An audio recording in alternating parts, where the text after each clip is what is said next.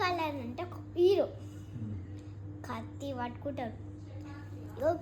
చూపిస్తా ఇట్లా అని చంపుతాడు. అప్పుడు ఏమవుతుంది అంటే ఆ ఓమి అని పెద్ద పిచ్చి నా కొడుకు లైట్ అవుతున్నాడు అంటారు. మీరే చెప్పండి, అది బ్యాడా కాదా? బ్యాడే కదండి. అప్పుడు ఏమవుతుంది, వాళ్ళిద్దరు ఒక పోటీ పెట్టుకుంటారు. నేను చెప్తాను, నేను చెప్తా పోటీ పెట్టుకుంటారు.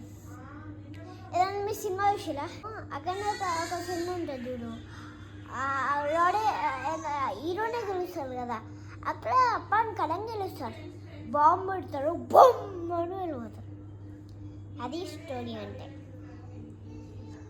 వాడు పెళ్లి కాకముందు డాన్స్ చేసి తాత, అప్పుడు ఆయన కూడా మోసం చేస్తే మళ్ళీ వస్తారు వాళ్ళ ఇంటికి.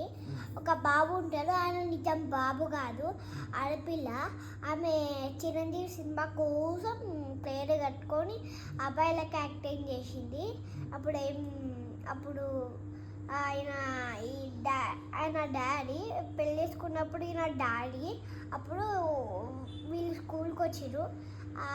ఈ పిల్లలు స్కూల్కి వస్తే ఈయన జాయిన్ అయ్యి కొంతమందిని వాళ్ళని తీసుకొని జాయిన్ అయ్యి క్లాస్ లెక్క తీసేస్తారు. పుష్పరాజు ఒక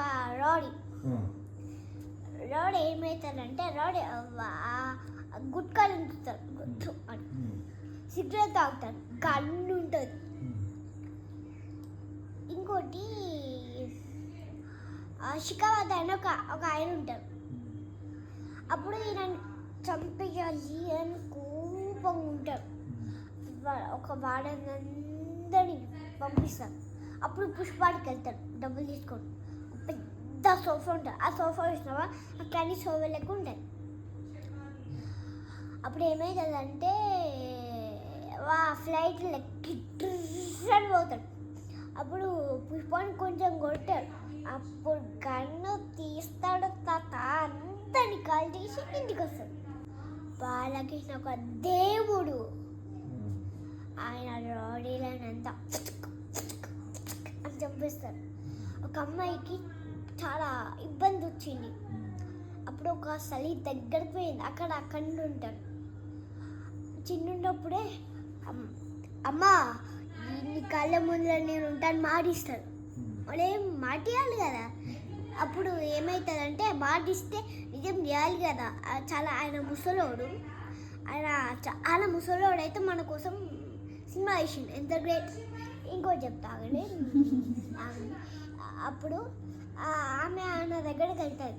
అప్పుడు వస్తాడు టిష్యూలం పట్టుకొని అని అంటే పోతాడు, ఆ కడుపులకి దిగుతుంది.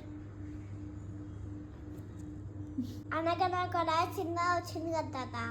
అప్పుడు ఆయన ఏం చేస్తాడంటే అలా ఒక అబ్బాయిని జడ్జిరు. అప్పుడు ఆయన ఆమెని మోసం చేస్తారు. అప్పుడు ఏమవుతుందంటే ఏదన్నా ట్రాఫిక్ పోలీసు చెత్త ఏరుకుంటే ఆయన కనిపిస్తారు కదా. అప్పుడు ఆయననే ఆ అబ్బాయి కనిపిస్తారు, ఎవరు అనిపారు. మళ్ళీ చూస్తే వేరే ఆయన కనిపిస్తారు. ఇగో ఇట్లా అంటుంది. మళ్ళీ చూస్తే వేరే ఆయన వస్తే అంటారు. ఓకే, చిరంజీవి కోసం చెప్పు.